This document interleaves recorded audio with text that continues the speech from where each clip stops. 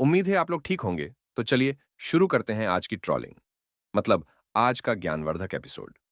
जितने भी नए दर्शक हैं, कृपया करके वीडियो से दूर रहे।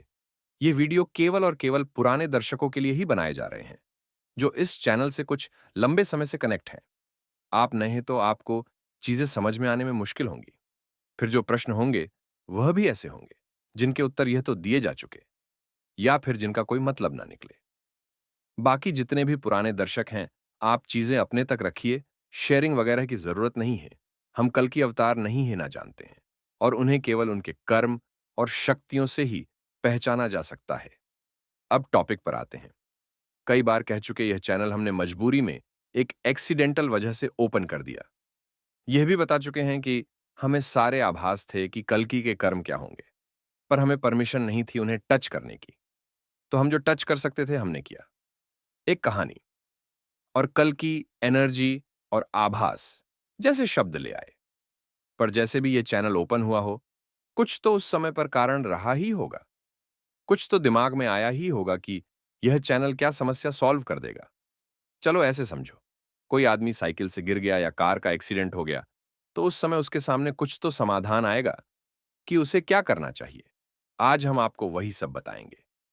एक प्रश्न आया है कि यह 5,000 लोग जो हमसे कनेक्ट हैं, उनका कुछ क्रिटिकल रोल है क्या कहानी में? तो आपके इस प्रश्न का उत्तर और दूसरे प्रश्नों के उत्तर हम आपको इसी समझाने के प्रोसेस में दे देंगे।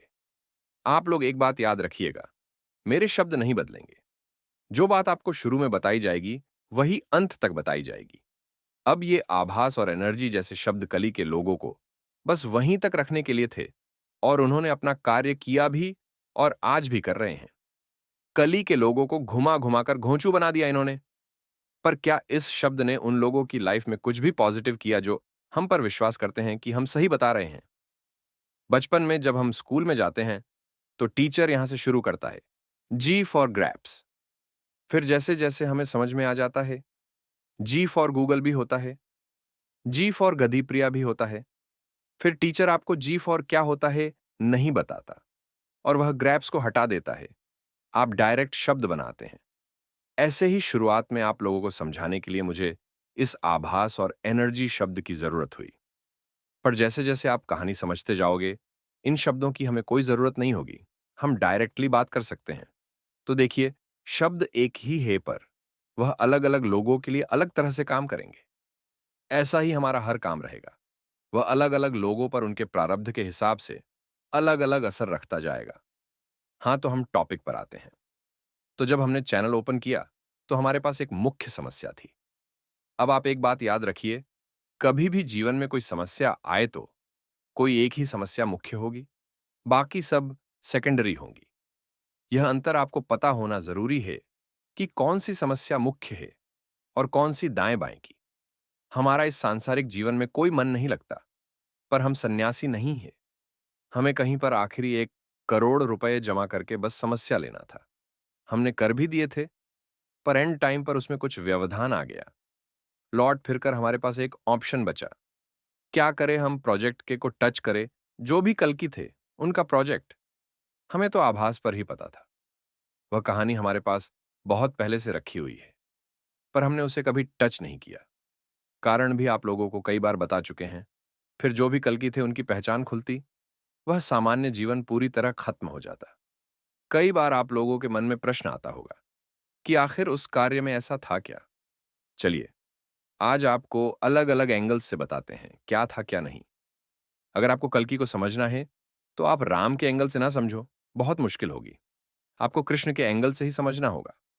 तब जाकर आपको कल्कि और उनकी लीला कुछ समझ में आएगी। प्रोजेक्ट के में कुछ नहीं है, जो है वह कल्कि में है। ठीक वैसे ही जैसे कि कुरुक्षेत्र में कुछ नहीं था, जो था वह कृष्ण में था। कृष्ण में ही कुछ ऐसा था जो कुरुक्षेत्र का नाम अम्र कर गया। आप बस कृष्ण को हटा दो, कुरुक्षेत्र का युद्ध किसी भी अन्य साधारण युद्ध की तरह से ही था। अब प्रश्न यह है कि ऐसा क्या कर दिया था कृष्ण ने? आप सबने एक शब्द सुना होगा, ए माइंड सेट। इसका अर्थ होता है किसी भी व्यक्ति की सामान्य प्रवृत्ति या मनोवृत्ति। मुझे भी आज ही पता चला, गूगल में देखने के बाद।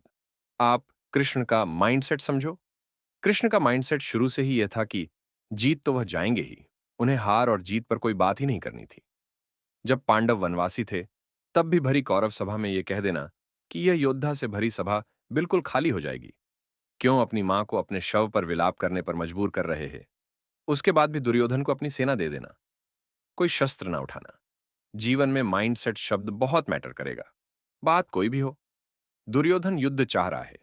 क्यों उसे लग रहा है उसके पास सबसे क्रिटिकल योद्धा है?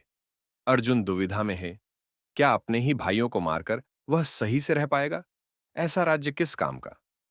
कोई भी माइंडसेट जिस भी बात को लेकर है, उसके पीछे कोई ना कोई आधार तो होगा ही।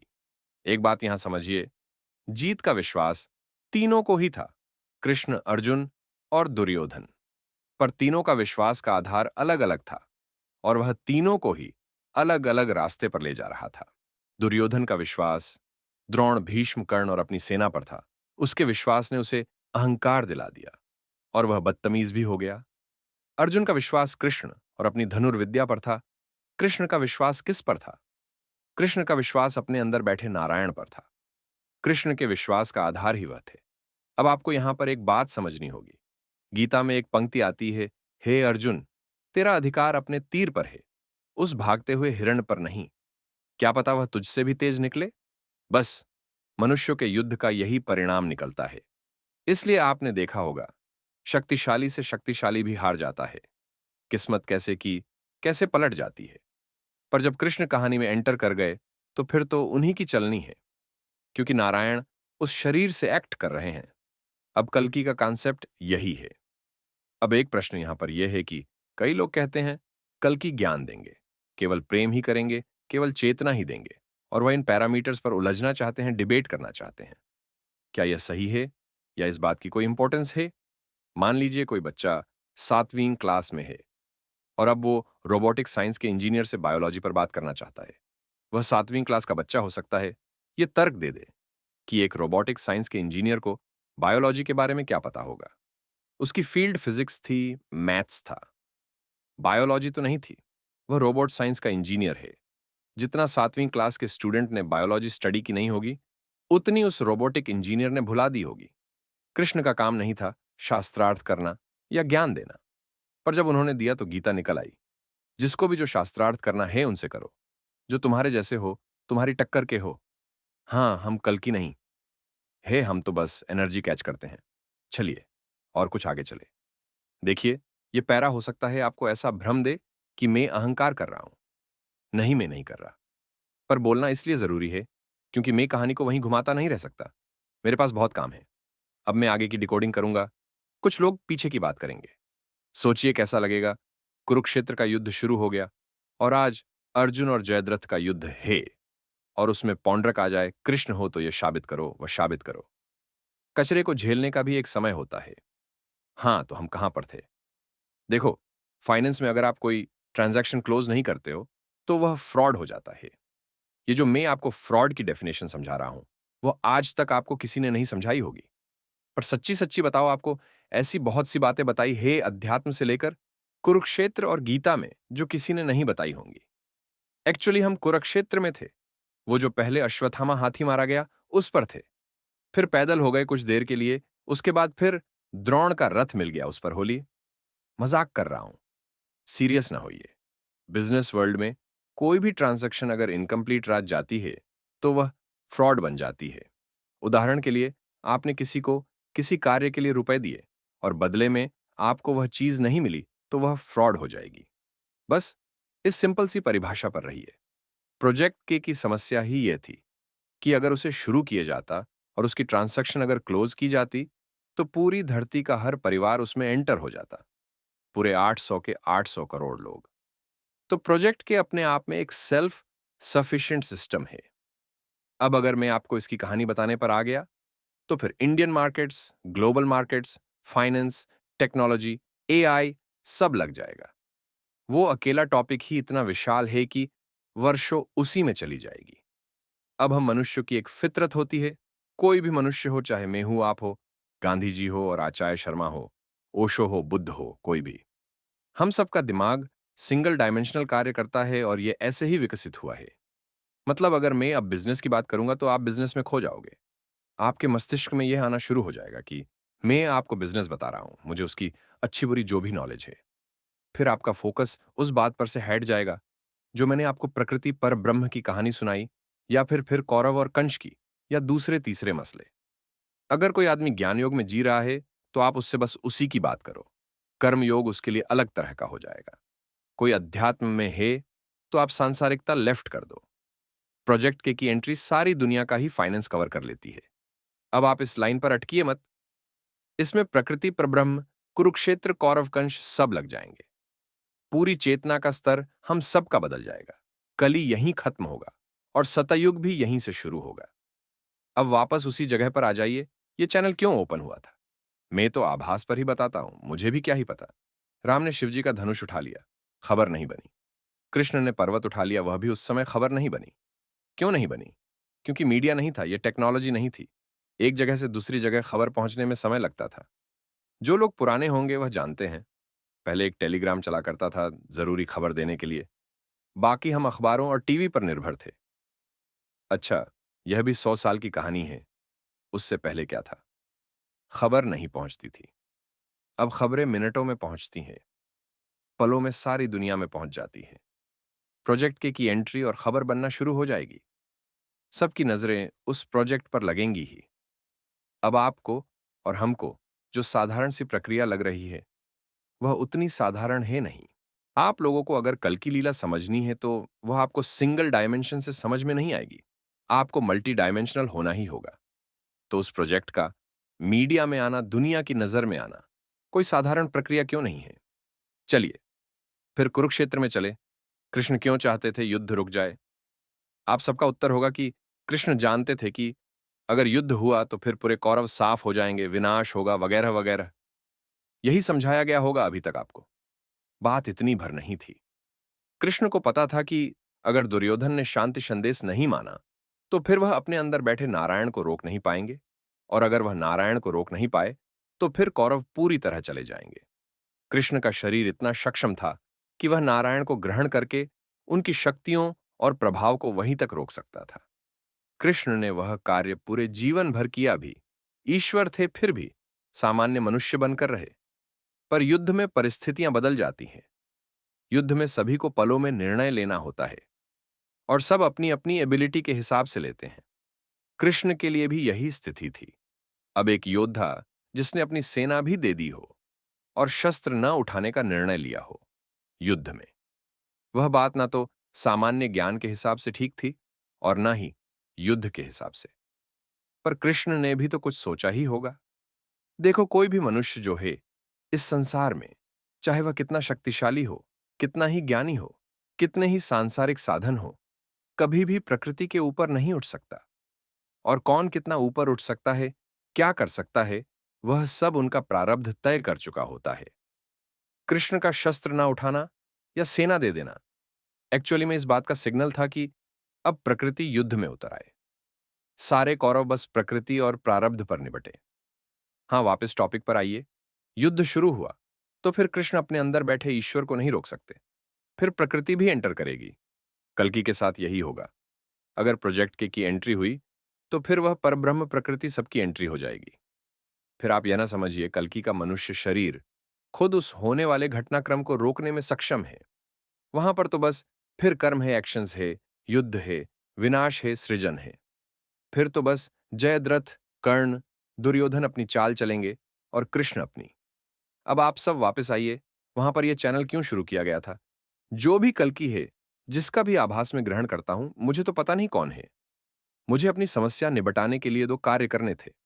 एक तो मुझे 200 से 500 लोग चाहिए थे एक ग्रुप में। दूसरा, मुझे यह समझना था कि अगर प्रोजेक्ट के आता है तो कल्कि की पहचान खुलेगी।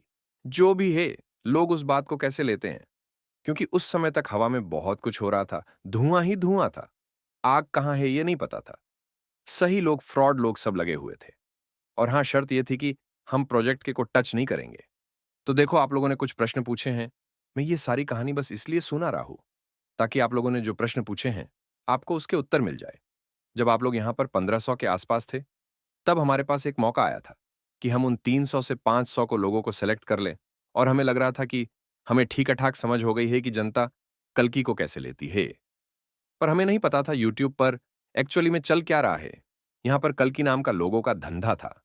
लोगों ने ग्रुप बना रखे हैं, सबके अपने आप के कल्कि है। कुछ महिलाएं भी अपने आप को जगत माता समझ रही है। इसी बीच एक यूट्यूबर हमसे उलझ गया। अब यहाँ पर कुछ चैनल्स ऐसे हैं जिनका काम ही दिन रात का यही है। इसकी पोल खोलो, उसकी पोल खोलो, इसकी पोल खोलो, उसका मजाक बनाओ, इसका मजाक बनाओ।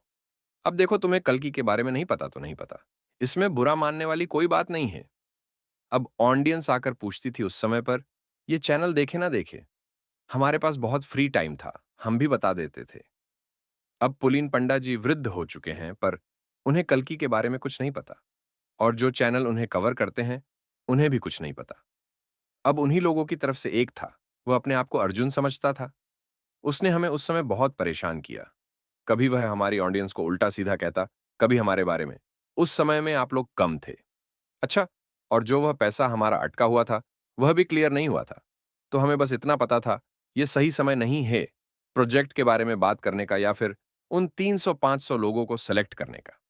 हमने समझने की कोशिश की, ये ऐसा क्यों कर रहा है। फिर हमें पता चला वह 1 साल से ऊपर चैनल चला रहा था, उसके लोग कम होते जा रहे थे, हमारे पास इंक्रीज होते जा रहे थे, तो कोई भी मानसिक संतुलन खो सकता है। उस समय हमारे मन में विचार आया था, चैनल बंद कर दे। पर फिर प्रकृति की तरफ से संदेश मिला, समस्या पार करो। और फिर एक और बात थी, इस समय पर जो लेफ्ट करके चला गया, वह चला गया, उसे जाने दो। और जो रह गया, वही हम पर सत्य विश्वास कर पा रहा है। एक काम करो, अपनी ऑडियंस की ही परीक्षा लो। कौन रुकता है, कौन जाता है। उस समय पर आप में से कई लोग थे, और वह आज भी है। मैं नाम जानता हूं सबके। पर हमने क्या फैसला किया कि अगर आगे के आभास बताने हैं तो इस समस्या को पूरी तरह ही खत्म कर दो। अब हमारे पास कहानियां कम तो थी नहीं। फिर हम नॉन स्टॉप चालू हो गए, और हमें उस सिग्नल की प्रतीक्षा करनी थी जब आप लोग प्रोजेक्ट के ग्रहण कर पाने के एबल हो जाएं। अब सिचुएशन बदलनी शुरू हुई नवंबर से। आप लोगों ने शायद नोटिस किया हो कि नवंबर से हमारे वीडियोस एकदम से कम होने लग गए। देखो, हुआ क्या था, हमें अपने कर्मों में कुछ टेक्निकल एनालिसिस चाहिए था, और वह पॉजिटिव चाहिए था। अगर वह पॉजिटिव पहले आ जाता तो हमारा कौन सा कार्य रुक रहा था उससे हमें फर्क नहीं होता। अगर वह पॉजिटिव हो जाता तो हम आपके सामने कभी यह चैनल नहीं रखते, कभी आपको इतना कुछ बताते भी नहीं, ना समझाते कुछ नहीं। हम बस साइड में सारे कार्य करते करवा देते। पर नवंबर में कुछ ऐसा हो गया कि हमें पता चल गया, अब यह रिपोर्ट पूरी तरह पॉजिटिव आ जाएगी। देखो, उस रिपोर्ट में हुआ क्या है, मैं आपको कुछ डाटा वाइज समझा देता हूं। वह मुझे इस सिचुएशन में एक रख देती है कि मैं हर महीने दिल्ली में किसी भी अच्छी सोसाइटी में एक फ्लैट खरीद लूं, खर्चे वगैरह करने के बाद भी।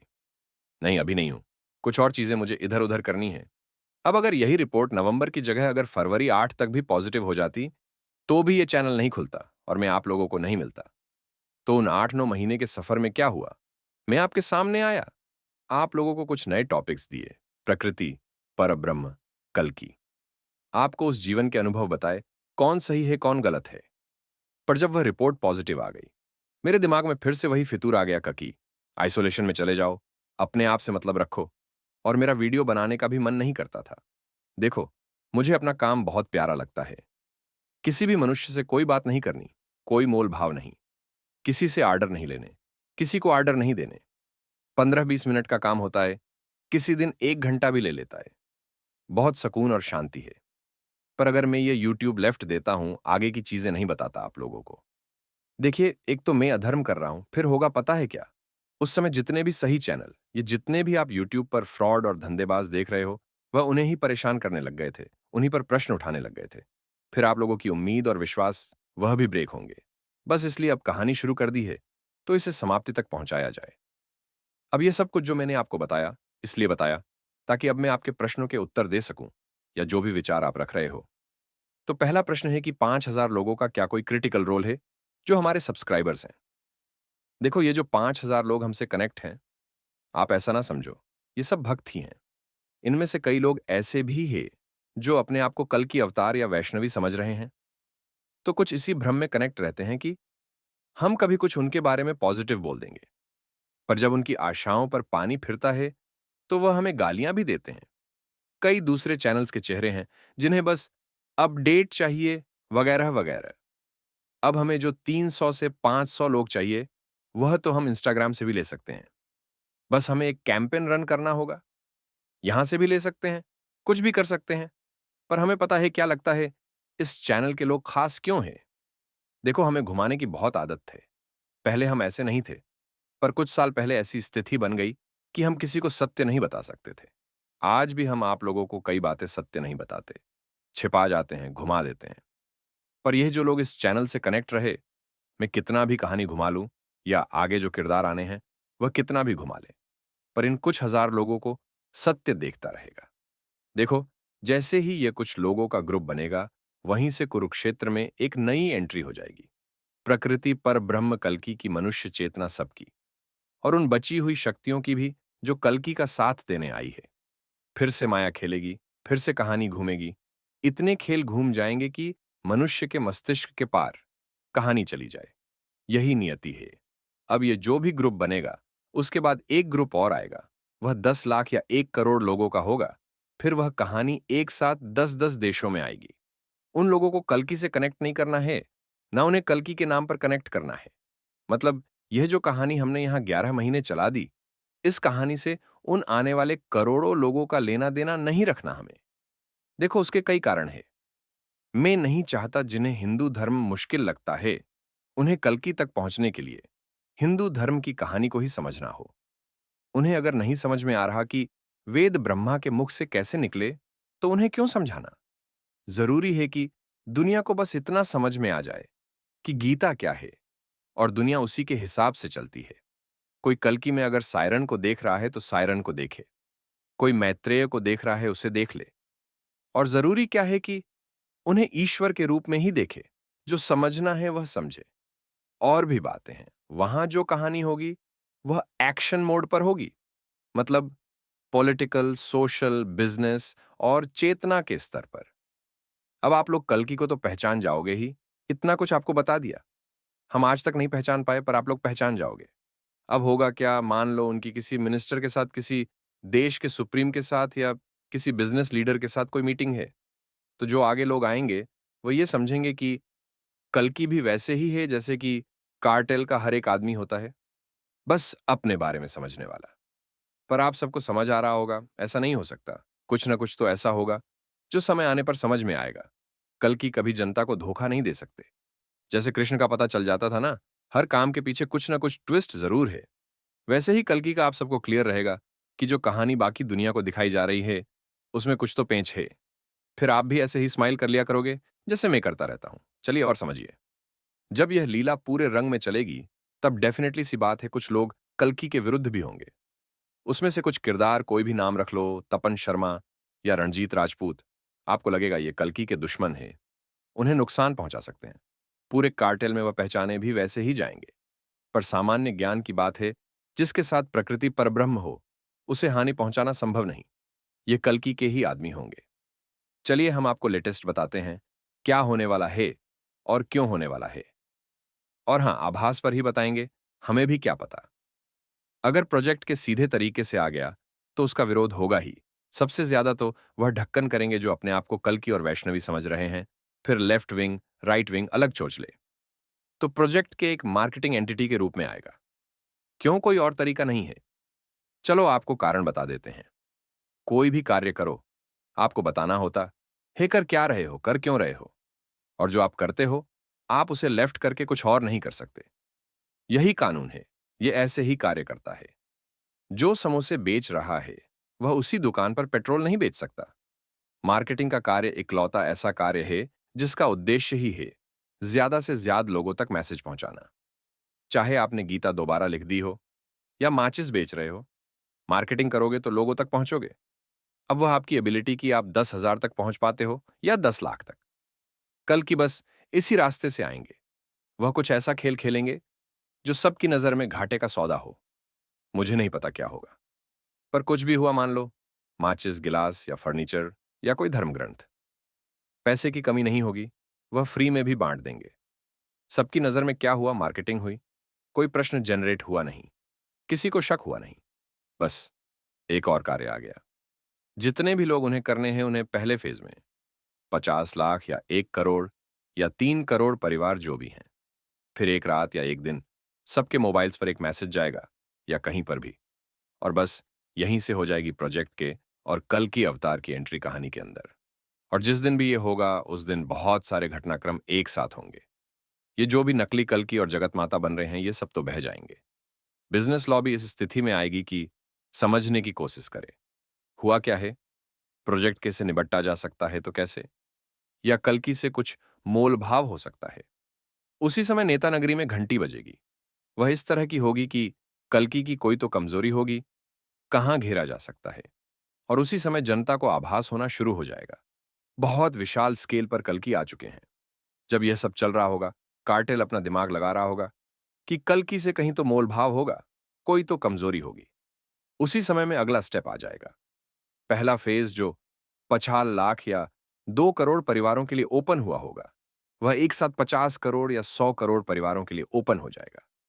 दूसरे शब्दों में बात करें तो पूरे भारत के लिए और दुनिया के कोई 30 से 50 देशों के लिए। और हां, ये जो प्रोजेक्ट के का फेज आएगा, इसका मैग्नीट्यूड भी पहले से बहुत विशाल होगा। अब इस समय एक तो जनता को अब पूरी तरह क्लियर हो जाएगा, भारत की ही नहीं दुनिया की। कल की सिरेन मैत्रेय सबकी एंट्री हो चुकी है और दुनिया भर को कंट्रोल करने वाले सारे कार्टेल और सारे देशों को समझ में आ जाएगा कि कल्कि से बात करनी तो होगी। जितने भी पुराने लोग कनेक्ट हैं, आपको याद होगा मैंने आप सबको क्या कहा था। कल की लीला चलेगी ऐसे कि एक हद तक अगर आपको पता चल भी गया कल्कि कौन है, तो भी आप किसी को बता नहीं पाएंगे। बताने की कोशिश करेंगे तो भी लोग आपको ही मूर्ख कहेंगे। ऐसी उल्टी पुल्टी हरकतें करके जो आनंद मिलता है, उसका सुकून ही कुछ और है। आप लोगों को इतना कुछ पता होगा, पर आप फिर भी किसी को नहीं बता पाएंगे। उसका कारण आप जान लो क्या है। ये लीला लिखी इस तरह से गई है कि कल्कि को पहचान तो सारी दुनिया जाएगी, पर वह उनके कार्यों में व्यवधान पैदा नहीं कर पाएगी। आपकी संख्या कम है, बस कुछ हजार। अब जो आने हैं वो लाखों और करोड़ों हैं। तो आपकी बात सुनेगा कौन? अब समझ में आया आपकी हम नए लोगों को क्यों कह देते हैं कृपया चैनल पर अभी ना आए। आपको कुछ समझ में नहीं आएगा। अगर आपको कल की लीला या कल की समझ में आ गए, तो वह आपका प्रारब्ध है और प्रकृति का खेल है। मेरा कर्म था लोगों की संख्या को कम रखना। जब तक वह मैसेज फ्लैश नहीं होंगे, तब तक आप लोग नहीं बता पाएंगे। और यही ठीक भी है। मैं तो देखो कल्कि को नहीं जानता, बस डिकोड करता हूं। अब क्योंकि आप लोग चीजों को इतना क्लियरली जानते हो, यह तय है कि आप लोगों का टीम में और दूसरी जगह भी जब जो होगा क्रिटिकल रोल ही है। अच्छा, एक चीज और है जो आपको बता देते हैं। निराकार जब साकार रूप में आते हैं तो वह बताकर कार्य करते हैं।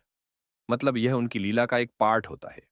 उससे हम मनुष्यों के जीवन में एक फर्क यह आ जाता है कि हमें यह समझ आ जाता है प्रकृति और परब्रह्म कार्य करते कैसे हैं। चाहे लाख व्यवधान हो, उन्हें जो करना है वह उन्हें करना है। दुनिया की सारी सत्ता उनके हाथ में है। कर्मों के फल मिलते ही हैं, वगैरह वगैरह। हो सकता है जो हमसे निकल रहा है वही सत्य चला जाए। एक्चुअली ये सारी बातें आपको बतानी नहीं थी, पर मैं भी आदत से मजबूर हूं। चलो कोई बात नहीं, बता दी तो बता दी। अगला बात है कॉपीराइट को लेकर। देखो मैं 2-3 चैनल ही देखता हूं अब, और वह भी समय अभाव के कारण वह भी नहीं देख पाता। पर सत्यगाथा, ओमेश, मनोज गुप्ता कभी कभार देख लेता हूं। कई चैनल मेरे यूट्यूब से ब्लॉक है, वो क्या दिखा रहे हैं मुझ तक नहीं पहुंचता। पर अगर आप कह रहे हैं तो इसका अर्थ यह है कि किसी ने कोई ना कंटेंट उठाकर कोई ना कोई अनफेयर इस्तेमाल किया होगा। हम यूट्यूबर नहीं हैं। और सत्य बताऊं तो इन 200 प्लस वीडियोस में कहानी का एक पन्ना भी पूरा नहीं ओपन हुआ अभी तक। असली कहानी तो अब सामने आएगी, तो ठीक है किसी ने कॉपी कर लिया होगा, रख दिया, कोई बात नहीं। बाद का कंटेंट लोग कॉपी नहीं कर पाएंगे। अब अगर आपको इशारा उस औरत की तरफ है जो अपने आप को जगत माता समझ रही है, गद्दी प्रिया, तो जाने दो उसे। देखो इस यूट्यूब पर हमने कई लोगों के धंधे खा लिए, कईयों के भ्रम को चोट पहुंचाई और कईयों का हमने मानसिक संतुलन खराब होते देखा है। किसी और सब्सक्राइबर ने भी बताया था, वह अभी भी बहुत कुछ लिख रही है उल्टा सीधा। अपने चचा, मामा, फूफा, पता नहीं किस किस का नाम ले रही है। जाने दो, उसका मानसिक संतुलन खराब हुआ है। जगत माता बना था उसे, जगत उल्लू बनती जा रही है। पगला ना जाए कहीं। बोलने दो, कर लेने दो। मुझे दुख है उसके साथ जो भी हुआ, पर मैं भी क्या करूं। वर्षों तक अपने आप को वैष्णवी कल्कि या जगत माता समझ लेना, उसी भ्रम में घूमना, और फिर पता चले तुम कहानी में गाजर भी नहीं हो। समस्या होती है। मेरे पास समय की बहुत कमी है। अब एक वीडियो रखने के लिए समय निकालना मुश्किल होता है। पहले कितने वीडियोस बनाते थे हम। अभी उसे समझ नहीं आ रहा। उसके जैसे भ्रम में हजारों घूम रहे हैं। बोल लेने दो उसे। अभी फिर आदमी का कुछ वजूद हो तो हम बात भी करें। आप लोगों का और हमारा तो प्रेम और विश्वास का रिश्ता है, पर दुश्मनी भी हर सर उठाने वाले कबूतर से नहीं पाल सकते। कुछ लेवल भी देखना होता है। फिर काम भी तो देखो आप। अब इस पूरे प्रोजेक्ट की डिकोडिंग होनी है, सिस्टम्स है, करोड़ लोगों की अरेंजमेंट है। बिल बिलाने दो। दर्द हुआ है उसे। और कोई प्रश्न आप लोगों का? अब देखो भी जितने आप लोगों के प्रश्न है और हम उत्तर नहीं दे रहे, अब क्षमा करो। जब हमारे पास समय था, हमने आप लोगों के एक एक प्रश्न का उत्तर दिया। अभी भी कभी मन करेगा, लाइव करेंगे, उसमें लेंगे, कुछ और सेशन करेंगे। पर अब हम शांति चाहते हैं। कृष्ण ने अर्जुन को जब पूरी गीता समझाई, उसके बाद बस एक बात बोली थी, तू सब लेफ्ट कर, बस मुझ पर विश्वास करके युद्ध कर। मैं कृष्ण तो नहीं हूं, पर अब यहां से कुरुक्षेत्र शुरू होना है, और आप बस अब विश्वास कीजिए। एक प्रश्न का उत्तर और दे देते हैं। क्या कल्कि की लाइफ में वह चारों शक्तियां आ चुकी हैं जिन्हें आना था? नहीं, केवल एक है। बाकी की तब आएंगी जब कुरुक्षेत्र शुरू होगा। तो बस, अगर विश्वास करते हैं तो कीजिए, नहीं करते हैं तो कोई बात नहीं। सपना समय बर्बाद मत कीजिए। मैं कल की नहीं हूं ना जानता हूं। बिना टिकट के इतनी जबरदस्त मूवी चल रही है। आनंद लो। चलिए मिलते हैं फिर किसी वीडियो में।